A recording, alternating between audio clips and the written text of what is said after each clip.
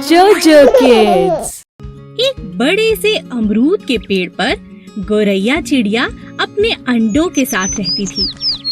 एक एक करके चिड़िया के अंडे बाहर आने लगे। चिड़िया यह देखकर बहुत खुश थी। उसके प्यारे प्यारे चूजे उसे और प्यारे लगते थे। चिड़िया रोज सुबह उनके लिए खाना लेने जाती और शाम को बड़े प्यार से वह खाना उन्हें खिलाती। धीरे धीरे चिड़िया के बच्चे बड़े होने लगे और वह अपने लिए खाना भी ढूंढने लगे। कई दिन बीत जाने के बाद भी एक अंडे में से चूजा अभी तक बाहर नहीं निकला था। चिड़िया को इस बात से बहुत चिंता होने लगी और वह कोयल के पास मदद के लिए गई। बहन कोयल, बहुत दिनों से मेरे अंडे बाहर आ चुके हैं, लेकिन उनमें से एक अंडे में से चूजा बाहर नहीं आया। मैं क्या करूं? मुझे बहुत चिंता हो रही है। ऐसा तो मैंने भी कभी नहीं देखा। ऐसा तो मैंने भी कभी नहीं सुना बहन। चलो स्वामी जी के पास चलते हैं। उनके पास इसका कोई ना कोई हल जरूर होगा। चलो चलते हैं। हाँ हाँ चलो। चिड़िया और कोयल स्वामी जी के पास मिलने पहुँचे। नमस्ते स्वामी जी, आप कैसे हैं? क्या बात है? कैसे आना हुआ? मैं तुम्हारी क्या मदद कर सकता हूँ? चिड़िया सारी बात स्वामी जी को बताती है। अच्छा, तो ये बात है। चलो मैं चलकर देखता हूँ। चिड़िया, कोयल और स्वामी जी घोंसले के पास पहुँचते हैं। अरे ये क्या? ये कोई अंडा नहीं है। तुम्हें अपने अंडे को पहचानने में जरूर कोई भूल हुई है। मुझे लगता है यह एक खिलौना है। मैंने कई बार गांव के बच्चों को इससे खेलते हुए देखा है।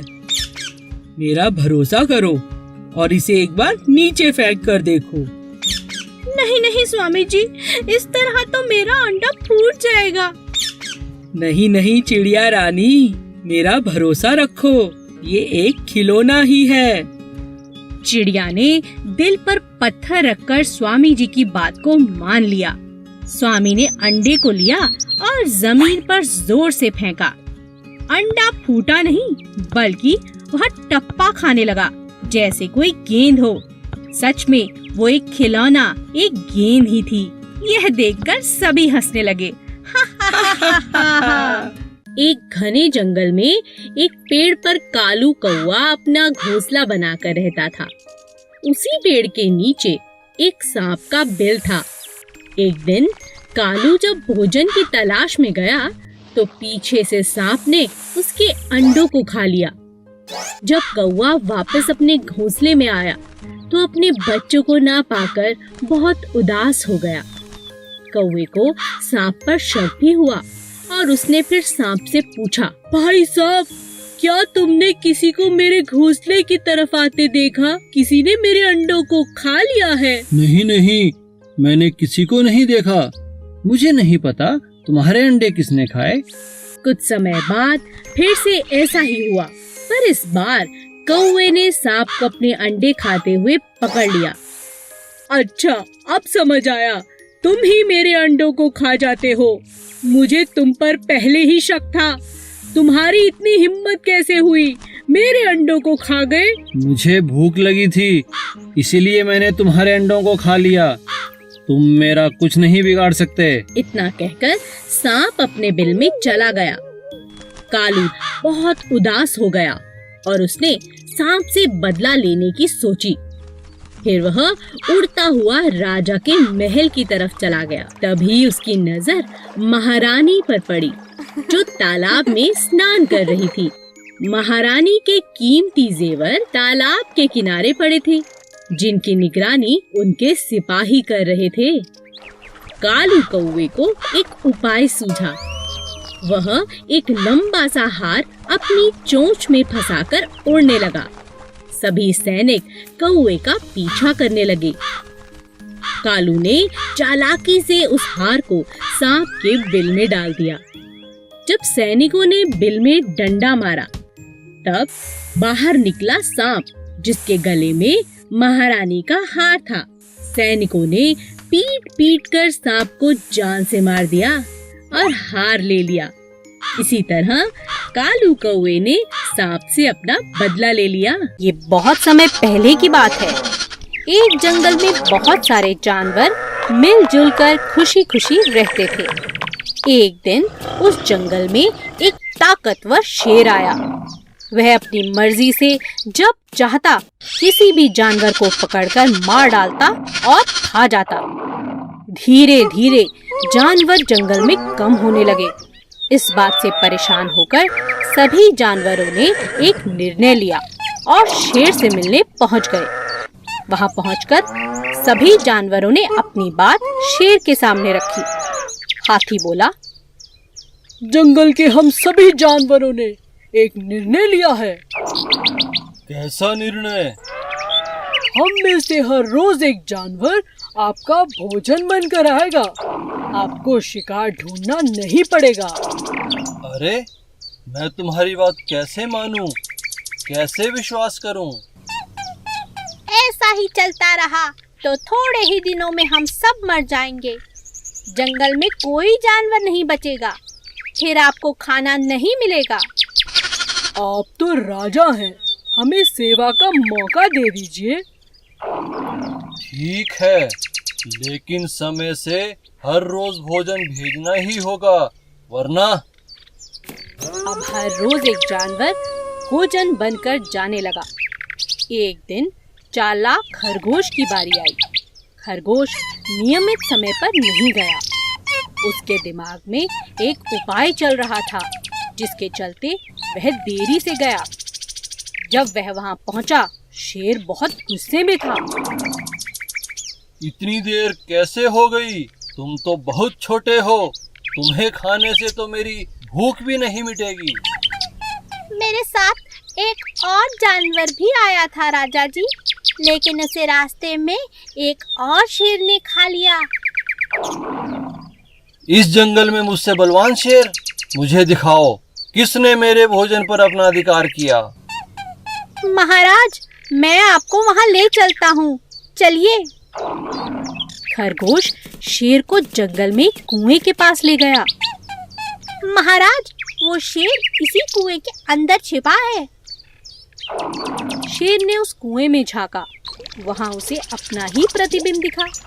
शेर दूसरे शेर को मारने के लिए कुएं में कूद गया। कुएं से बाहर ना निकल पाने के कारण बेचारा शेर वहीं मर गया। अब सभी जानवर खरगोश की तारीफ करते नहीं थक रहे थे।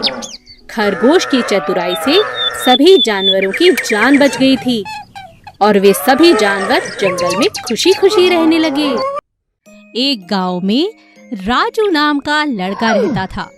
वो रंग बिरंगी सुंदर सुंदर टोपियां बनाया करता था और उन्हें बाजार में जाकर बेच देता था। उसकी सुंदर सुंदर टोपियां सभी को बहुत अच्छी लगती थी। एक दिन राजू जब टोपियां बेचने बाजार जाने लगा, रास्ते में उसे बहुत तेज भूख लगी, तो वह खाना खाने के लिए एक घने आम के पेड़ की छांव में बैठ गया। बड़ी तेज धूप है, क्यों ना थोड़ी देर इस पेड़ के नीचे बैठकर आराम कर लेता हूँ और खाना भी खा लेता हूँ। थका हारा राजू पेड़ के नीचे आराम करने लगा। उसी घने पेड़ के ऊपर बहुत सारे बंदरों की टोली थी, जो बहुत शैतान थे।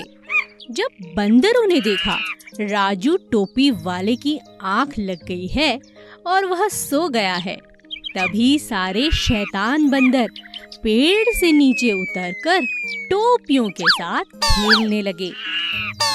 बेचारा राजू इस बात से अनजान था और आराम से सो रहा था। तभी वहां से एक और व्यापारी निकला जो कपड़े बेचता था। वह बंदरों को देखकर समझ गया कि जरूर दाल में कुछ काला है। थोड़ी और पास आने पर उसने राजू टोपी वाले को सोते देखा और उसे उठाने लगा। अरे ओ टोपी वाले भैया, जल्दी उठो। देखो, बंदर तुम्हारी सारी टोपियां ले जा रहे हैं। जल्दी उठो, जल्दी उठो। क्या? अरे अरे अरे, मेरी टोपी! भाई, तुम ही कुछ मदद करो ना। व्यापारी बहुत होशियार था। उसने राजू की मदद करने की सोची। अचानक व्यापारी ने जोर जोर से हंसना शुरू कर दिया। सभी बंदरों का ध्यान व्यापारी की तरफ चला गया और वे सब जोर जोर से हंसने लगे। व्यापारी समझ गया कि बंदर उसकी नकल कर रहे हैं। तभी व्यापारी ने अपनी और राजू की टोपी जमीन पर फेंक दी। सभी बंदरों ने वैसा ही किया जैसा व्यापारी ने किया था। एक दूसरे की टोपी उतारकर जमीन पर फेंक दी और इस तरह टोपी वाले राजू को अपनी सारी टोपियां वापस मिल गईं और बंदर व्यापारी के साथ जोर जोर से हंसने लगे। 2 बकरियां। एक बार की बात है, रतन नाम का एक चरवाहा अपनी बकरियों को नदी किनारे घास चराने ले गया। रतन नदी किनारे पेड़ की छांव में सुस्ताने लगा और दोनों बकरियां घास चरने लगी। अचानक पहली बकरी को नदी की दूसरी तरफ हरी हरी घास दिखाई दी। अरे वाह! उस पार तो इतनी सुंदर घास, ये तो बहुत स्वादिष्ट होगी। मैं उस पार जाकर इसे खा लेती हूँ। मैं पर कैसे? तभी बकरी की नजर एक पेड़ पर गई जो बहुत लंबा था और किसी कारण से गिर गया था और नदी के उस पार तक जुड़ गया था, जैसे कोई पुल हो। बकरी बहुत खुश हो गई और सोचने लगी कि मैं इस पेड़ के सहारे उस किनारे तक पहुंच सकती हूँ। बकरी पुल पर चढ़ने लगी। तभी उसकी नजर एक और बकरी पर पड़ी जो उसी पेड़ के सहारे उस पार आना चाहती थी। पीछे हट जाओ, पीछे हट जाओ, मुझे नदी पार करनी है। मैं तुम पीछे हटो, तुम पीछे हटो। दूसरी बकरी ने कहा। पहले तो मैं इस पर आई हूँ, पहले मैं पार करूँगी। मैं दोनों बकरियां आपस में झगड़ने लगी। पहली बकरी समझदार थी। उसने कहा, मैं पीछे नहीं हटूंगी, मगर नीचे बैठ जाती हूँ। तुम मुझे टाप कर नदी की दूसरी तरफ जा सकती हो।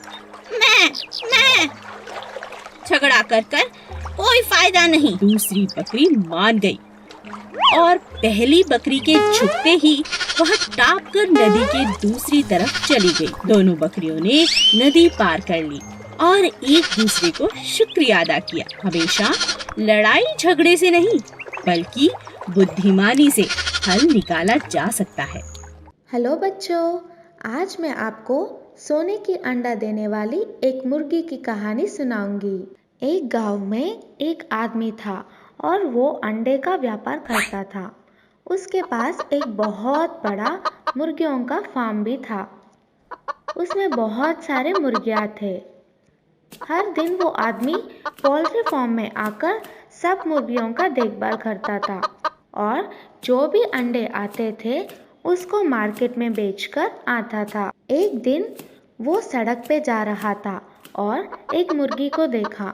वह मुर्गी बहुत प्यासी और भूखी थी। उस मुर्गी को उठाकर घर लेके आ गया और उस मुर्गी को बहुत प्यार से पालने लगा। धीरे धीरे उस मुर्गी तंदुरुस्त बन गई और वो आदमी उस मुर्गी की बहुत ख्याल रखने लगा। हर दिन की तरह वो अपने फार्म पे आया और वो मुर्गी के दिए हुए अंडे को देखकर चौंक गया। वहाँ पर एक सोने का अंडा था। अरे ये क्या है? ये तो सोने का अंडा लग रहा है। हाँ, ये सोना का ही अंडा है। मेरी तो किस्मत निकल पड़ी। अब मजा आएगा, मैं अमीर बन जाऊंगा। उस दिन के बाद हर रोज वो मुर्गी एक सोने का अंडा देती थी। उस अंडे को लेकर वो आदमी सब जरूरत की चीजें खरीदने लगा। कुछ ही दिन में वो गाड़ियाँ, एक बड़ा सा मकान और बहुत सारे गाय और बैल भी खरीद लिया। एक महीने के बाद उसको घर में खरीदने के लिए कुछ भी नहीं बचा। इतने में उसके मन में लालच की वजह से एक बुरी ख्याल आया। वो उस गांव में और सारे दुनिया में सबसे अमीर आदमी बनने की सोच में पड़ गया। अगले दिन वह फार्म में जाकर देखा तो एक ही सोने का अंडा दिखाई दिया। तब तक उसका मन लालच से भर गया था। ये रोज रोज एक अंडे को लेकर सबसे अमीर आदमी नहीं बन सकता। क्यों ना आज मैं इस मुर्गी को काट कर सब अंडे एक ही बार निकाल देता हूँ और इस दुनिया में बहुत बड़ा अमीर आदमी बन जाऊं। और वो आदमी लालची से उस मुर्गी की पेट काट डाला। काट के देखा तो उसमें कोई भी अंडा नहीं था। हे भगवान, ये क्या हो गया? इस मुर्गी के पेट में एक भी अंडा नहीं है। अब मैं क्या करूं? मेरी लालची की वजह से बहुत बड़ा नुकसान हो गया। तो बच्चों, इस कहानी से हमें यह सबक मिलता है कि लालच की वजह से हमेशा नुकसान ही होता है। एक जंगल में बहुत खतरनाक शेर रहता था, क्योंकि वो जंगल का राजा था और बहुत खतरनाक भी। इसीलिए सभी उससे बहुत डरते थे।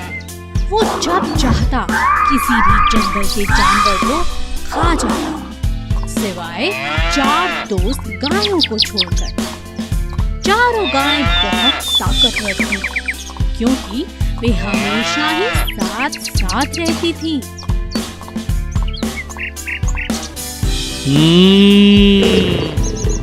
कब तक बचेंगी ये मुझसे?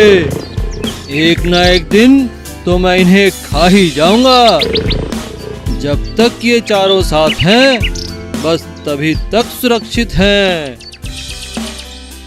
एक दिन चारों गाय आपस में झगड़ने लगी।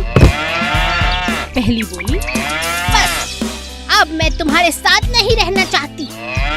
दूसरी गाय बोली, तो तुम चली जाओ यहाँ से, मना किसने किया है? तीसरी ने कहा, तुम हमेशा अपने बारे में सोचती हो। तीनों की बातें सुन चौथी गाय को भी गुस्सा आ गया और वह बोली, ठीक है, झगड़ो मत, आज से हम सब अलग अलग रहेंगे।